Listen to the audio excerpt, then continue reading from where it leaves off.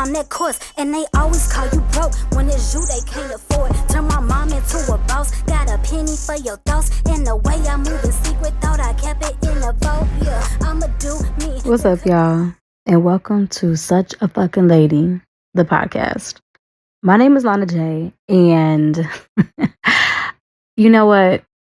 I had to create a safe space for women who think like me. And I'm not saying we gotta be identical as far as like twins. Like, shout out to Mooney Long, but I ain't looking for my twin in them. You know what I'm saying?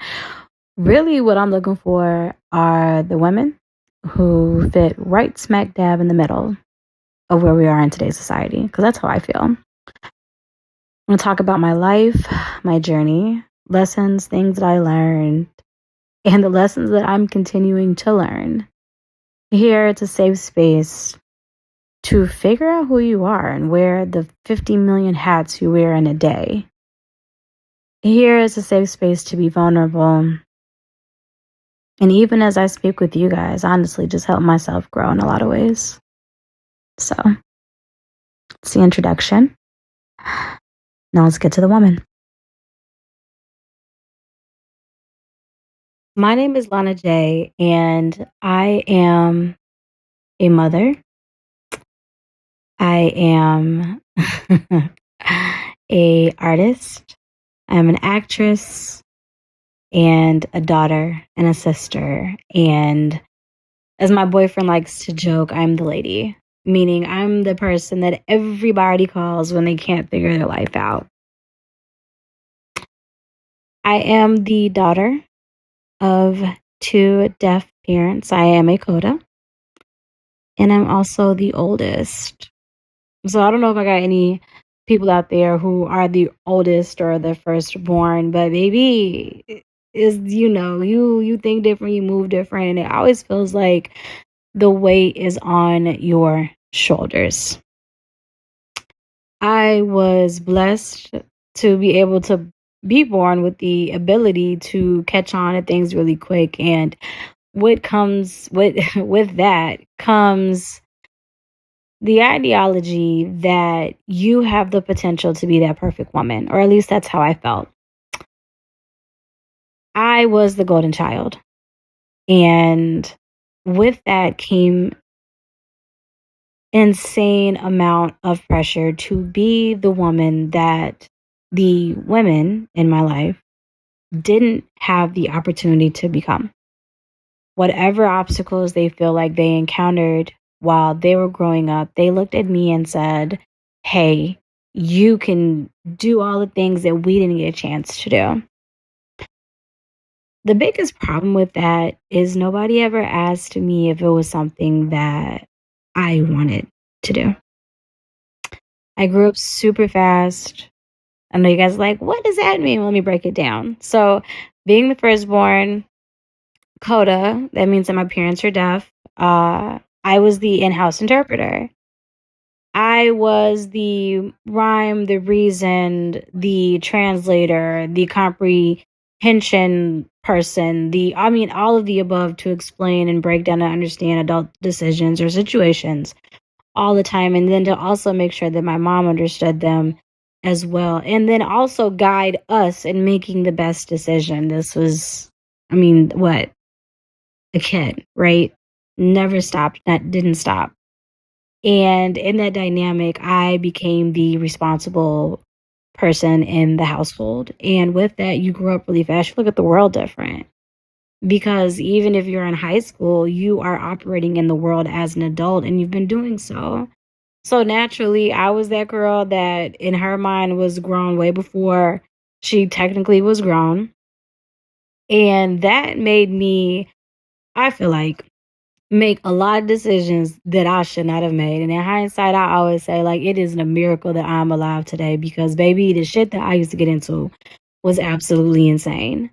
But what I had to learn, that even though I matured really, really fast, there's one thing I lacked, and that was wisdom.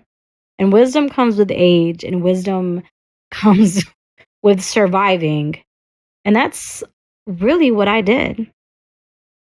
I finally reached the age where I'm able to decipher that that's exactly what I was doing.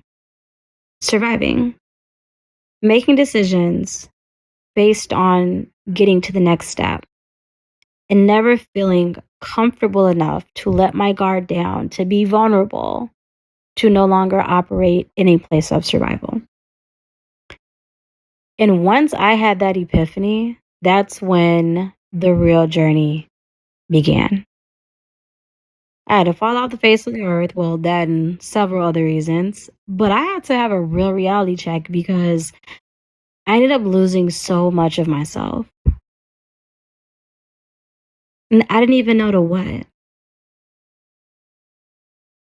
ended up allowing a lot of situations to change me. And I had to sit down and ask, why the fuck am I even here? I don't know if you guys can relate, but I feel like as a woman growing up, even a little girl, I was told to be a million different things, but you weren't allowed to be the same thing twice, meaning that, if you're a good girl, only good girls do this. And if you're a nerdy girl, only nerdy girls do this. And if you're the popular girl, only popular girls do this and wear this. And I'm sure you guys can see where I'm going with that. And I feel like women were just categorized. Let's not even talk about sexual experiences, right? If you slept with more than one person ever in life, you was a slut, right? Or at least that's what the world tries to tell you. And you can't enjoy all of these different things and then at the same time be none of the above. Because as I got older, I realized that most women have a little bit of everything. And I know it's somebody on the other side like, what the fuck is she talking about? A little bit of everything. Like, hear me out. Just hear me out. Now, I know we got, some exceptions out there. And I'm not saying that we're all the same. But the reality is every woman has so many different versions of them.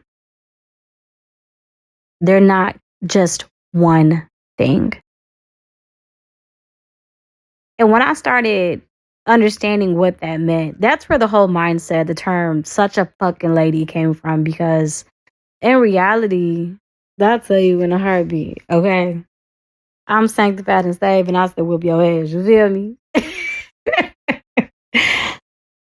I definitely enjoy, making Miss Mamas down there feel good, but I ain't just out here giving this to everybody. I love to read and educate myself and to put myself in different spaces, but don't get it twisted. I also love and appreciate and will never walk away from where I came from and who I am. I'm a melting pot of everything that I like. And I can relate to so many different things because I've been so many different women in my life. And as I still walk on this journey and figure things out, I want to create a safe space where we can all just come and listen. And even if it's just you unwinding to my week and listening to the shit that I go through, and hell, comment and let's see if we can work through this together. Or if you just come in here to laugh at me because I got some crazy stories, baby, that's okay. Because at the end of the day, one week, I might come on here and be that boss ass bitch. Next week, you may hear how I'm trying to stay one step ahead as a mother and raise a beautiful autistic son and a beautiful baby girl. Then you might hear my woes. I won't say woes, but just my journey as an independent artist that had a run-in with the industry where the industry tried to change everything about her. Or you might hear me just come on here and talk about being a daughter. Because the thing is, I'm all those things. And all those things come together to form me. So, with that being said, welcome to the first episode of Such a Fucking Lady. Until next time, y'all, be safe, be blessed, and be amazing. What's the test if I'm that course? And they always call you broke when it's you they can't afford. Turn my mom into into a boss. Got a penny for your thoughts. And the way I move in secret, thought I kept it in a vault. Yeah, I'ma do me, then collect the